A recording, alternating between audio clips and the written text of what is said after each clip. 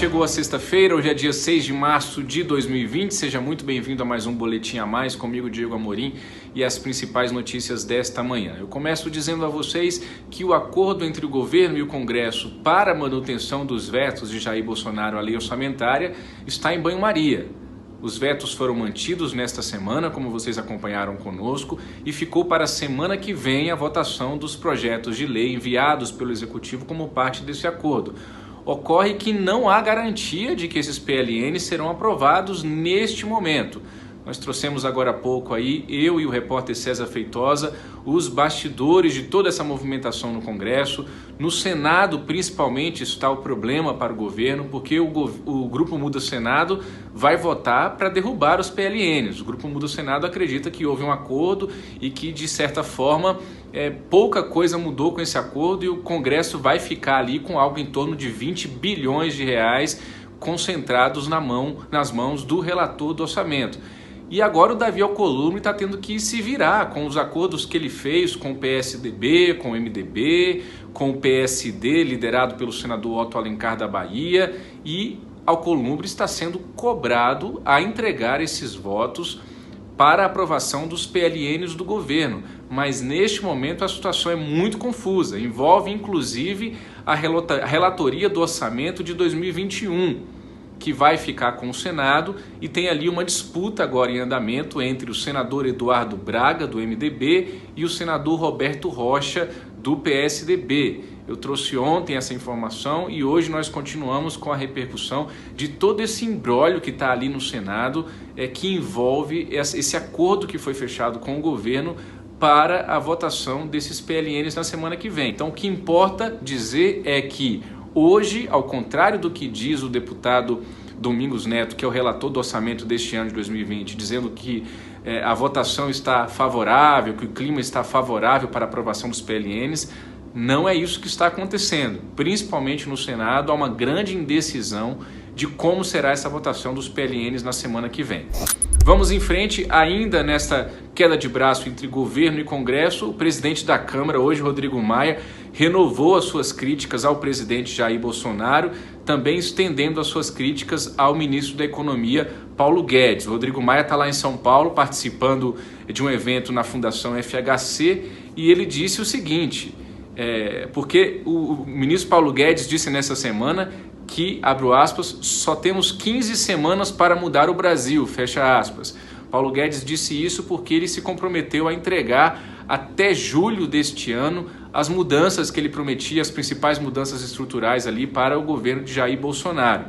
E aí o Rodrigo Maia hoje rebateu, criticando duramente, dizendo o seguinte, abro aspas, temos 15 semanas agora porque eles perderam um ano inteiro, perderam um ano na PEC emergencial, disse Rodrigo Maia, também fazendo críticas à política ambiental do governo. Não é a primeira vez que o Rodrigo Maia critica a política ambiental do governo, dizendo ele agora que há um mau humor por parte dos investidores em razão do tema, da temática ambiental no governo de Jair Bolsonaro.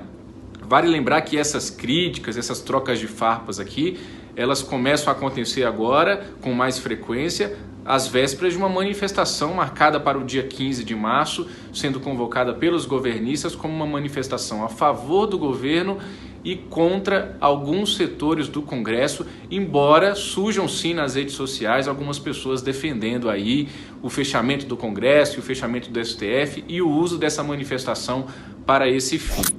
Vamos em frente? Notícia desta manhã do nosso repórter aqui em Brasília, Márcio Falcão, notícia importante, dizendo que a Polícia Federal está buscando detalhes no funcionamento da conta Pós-Itália, uma referência a Antônio Palocci, no setor de propinas da Odebrecht. A Polícia Federal quer rastrear uma propina que envolveria a aquisição pela Previ, a Caixa de Previdência dos funcionários do Banco do Brasil, de uma torre e de um shopping que seriam construídos pela Odebrecht.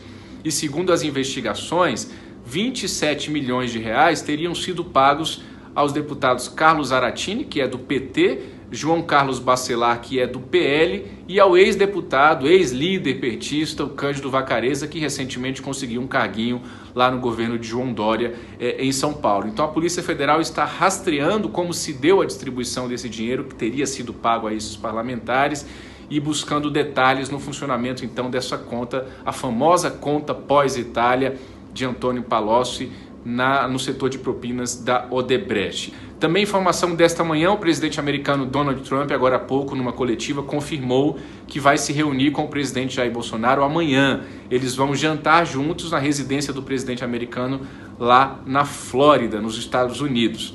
Também concluo esse boletim a mais trazendo a você a informação de que Bolsonaro assinou o decreto que regulamenta o uso de aviões da Força Aérea Brasileira, a FAB, praticamente aí um mês depois da queda do Vicente Santini, número 2 da Casa Civil, por ter usado o avião da FAB para ter ido lá para a Índia, e isso provocou toda aquela polêmica que resultou na queda do Vicente Santini. Agora o governo edita esse decreto com regras mais claras em relação ao uso dos aviões da FAB. Só lembrando que tem um projeto tramitando no Senado que estava pronto para ser votado e que o governo articulou para que fosse suspensa essa votação, para que antes dela fosse editado esse decreto que agora hoje se concretiza. Então nós vamos apurar, agora à tarde ainda eu trago essa notícia para vocês, de como se dará esse projeto no Senado, já que agora nós temos o decreto assinado pelo presidente Jair Bolsonaro, regulamentando, e assim esperamos que entre em vigor e que seja colocado em prática, com regras mais rígidas em relação ao uso